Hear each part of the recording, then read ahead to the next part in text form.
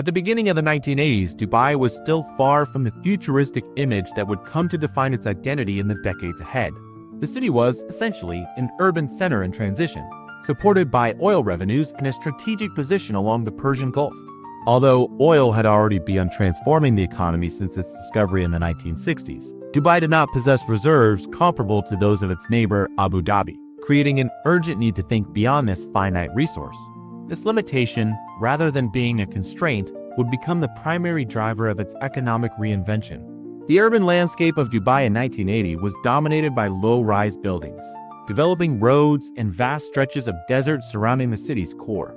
Dubai Creek remained the economic heart of the region, serving as a vital hub for traditional maritime trade. Small wooden boats, known as dhows, crossed its waters carrying goods from India, Iran, and other parts of the Middle East. This trade, modest on a global scale, represented the historical foundation of the local economy prior to the oil era. Politically, Dubai was part of a young nation. The United Arab Emirates had been formed only in 1971, uniting 7 emirates under a relatively new federal structure. In this context, the leadership of Rashid bin Zayed Al Maktoum played a decisive role. His vision already pointed to the strategic mistake of relying solely on oil. He invested in foundational infrastructure ports, airports, and roads that, at the time, seemed disproportionate to the city's size, but would prove essential in the decades that followed. One of the most emblematic examples of this vision was the development of the port of Jebel Ali, whose construction began in the late 1970s. Once completed, it became the largest man-made harbor in the world, even before there was sufficient demand to justify its scale. This decision illustrates the logic that would come to define Dubai: build first, attract later. The city began structuring itself not only to meet present needs, but to anticipate a future of accelerated growth. At the same time, the Dubai International Airport began expanding, albeit modestly compared to what it would eventually become. By the 1980s, it already functioned as an important regional connection point, though still far from global hub status. Even so, the decision to invest in commercial aviation signaled a strategic shift. Dubai aimed to position itself as a bridge between East and West.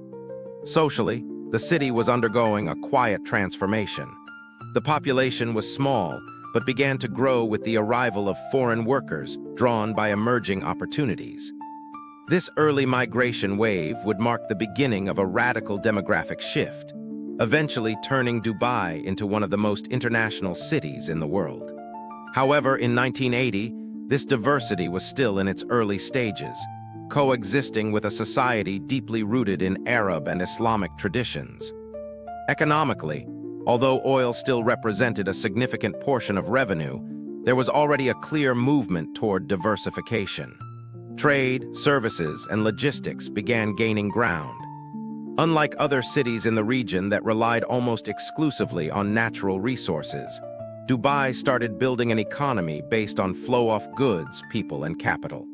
This period can be understood as the starting point of an unprecedented transformation. Dubai was not yet a global metropolis, but it already possessed the fundamental elements that would enable its rise: strategic vision, infrastructure investment, and an unusual willingness to take risks at an urban scale. The city of 1980 was, at the same time, simple in appearance and ambitious in essence, a contrast that would define its entire trajectory in the decades that followed. Over the course of the 1980s and 1990s, Dubai began a structural shift that would completely redefine its economic and urban trajectory. The realization that oil would not sustain long-term growth led local leadership to implement a deliberate diversification strategy. This transition did not occur gradually or conservatively, yet was driven by bold decisions, often anticipating global trends before they fully emerged. The objective was clear: to transform Dubai into an international center for trade, services, and investment. In this context, one of the most decisive moves was the creation of the Jebel Ali Free Zone in 1985, built around the already established port of Jebel Ali. The logic was innovative, for the region offered tax incentives, full foreign ownership, and a simplified regulatory environment to attract international companies. This model broke with traditional Middle Eastern standards and positioned Dubai as one of the first truly globalized business hubs in the region.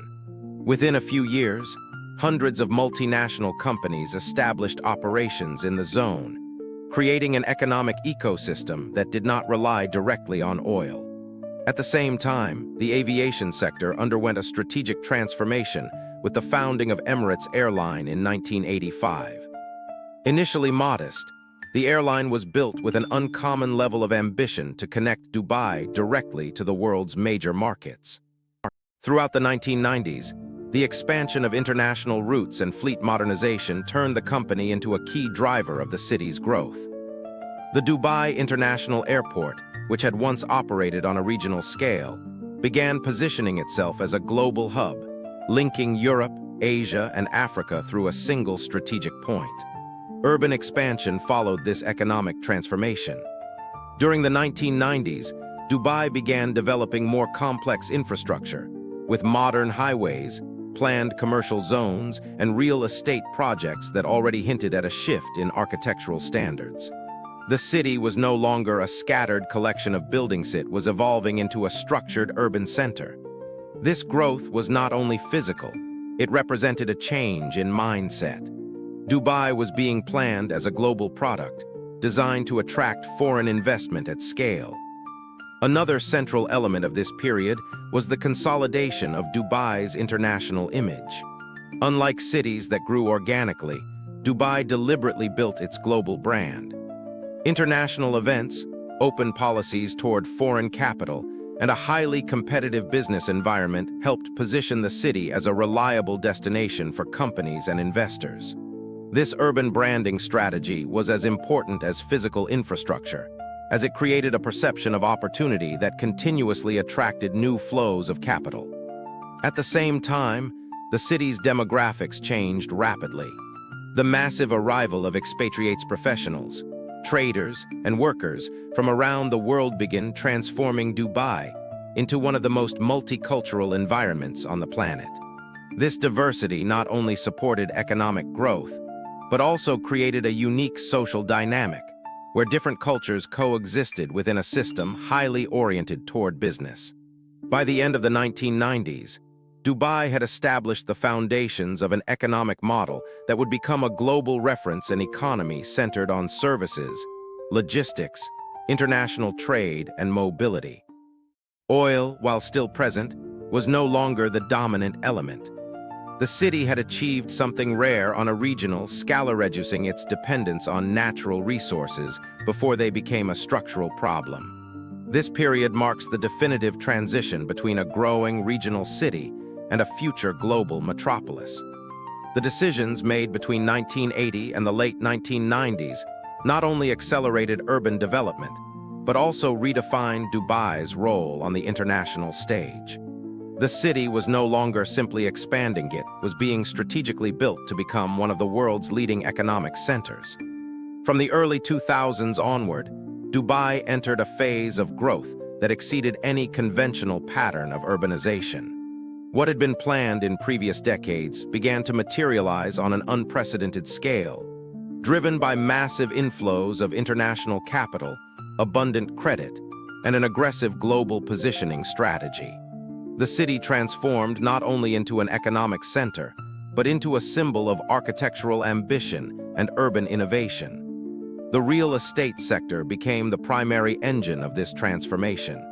Large-scale projects began to redefine the city's geography, expanding its territory beyond natural limitations.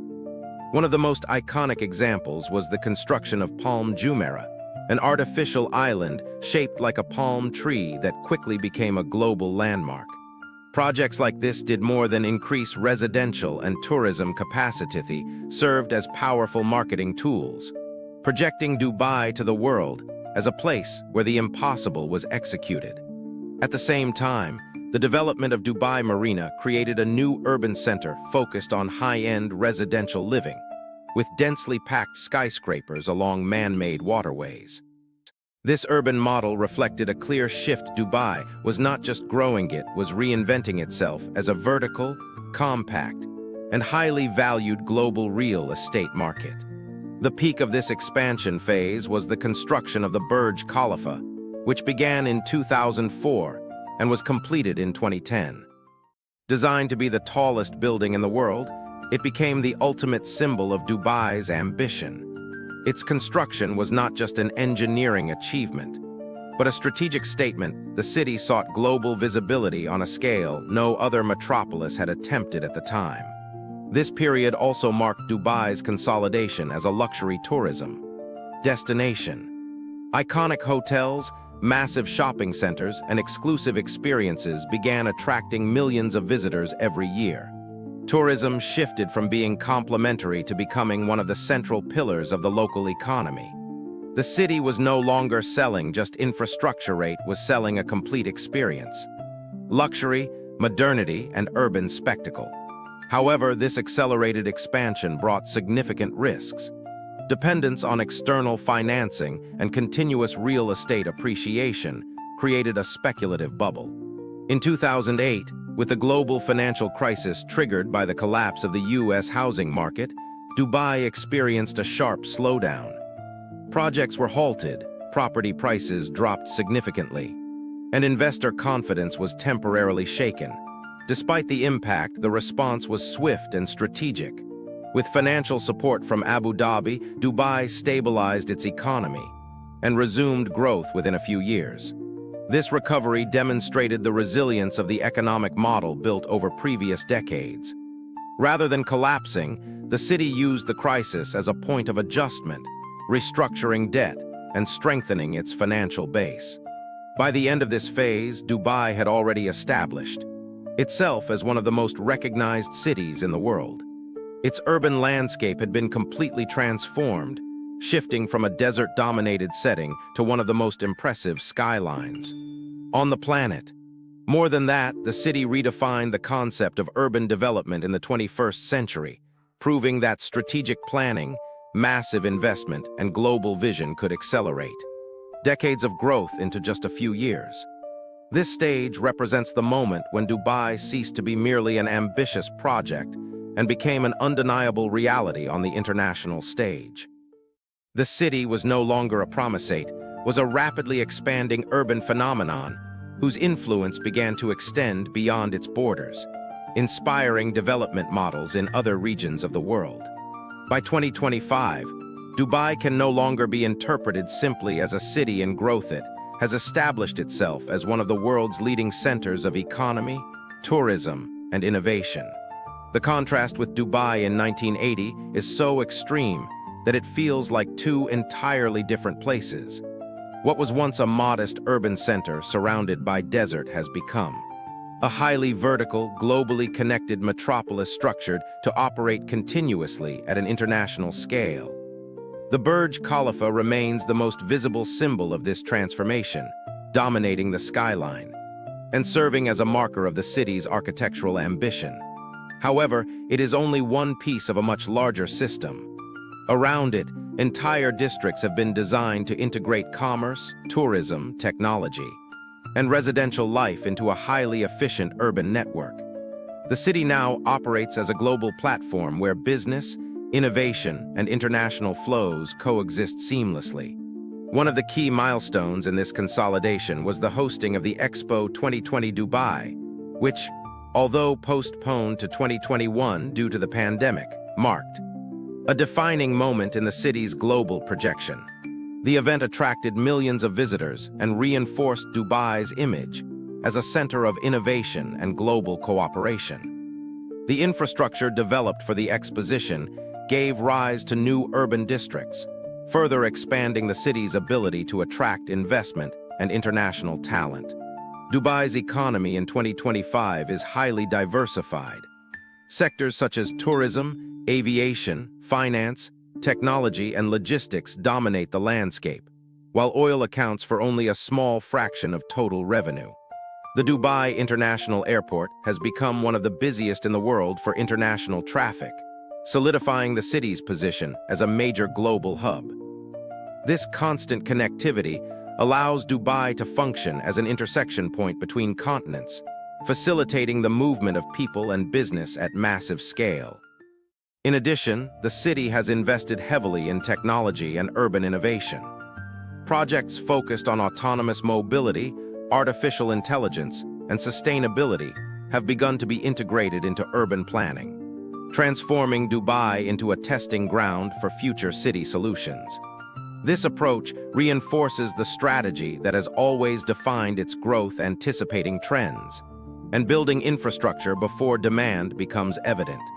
Socially, Dubai has become one of the most international cities on the planet.